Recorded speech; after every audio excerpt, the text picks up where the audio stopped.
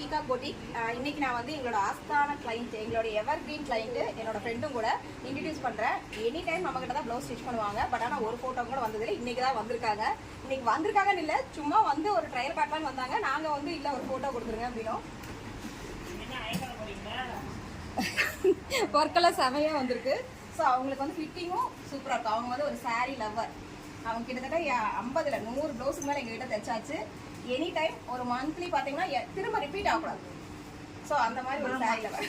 நாங்கள் வந்து ப்ரீகேஜிலேருந்து class friends. இன்னைக்கும் நாங்கள் ஃப்ரெண்ட்ஸாக இருக்கோம். இன்னொன்று என்ன அப்படின்னா, நான் தொடரணும். ஆமாம், எப்பயுமே தொடரணும். இன்னொன்று என்ன அப்படின்னா, சாரியை விட அவங்க ஸ்டிச் பண்ணுறதுனால என்னோட சாரீ வந்து இன்னும் லுக்கிங் பெட்டர் அப்படின்னு எல்லாரும் சொல்கிறாங்க. நான் ரொம்ப ஹாப்பி. எல்லாமே என்னோடது பார்த்தீங்கன்னா த்ரெட் ஒர்க் தான் நான் பண்ணுவேன். ஒன்னொன்றுமே ரொம்ப தனி டிசைன்ஸ் எனக்கு கொடுப்பாங்க. யாருமே ஸ்டிச் பண்ணாத டிசைன்ஸ் எல்லாமே கொடுப்பாங்க. ரொம்ப நல்லா பண்ணுறாங்க.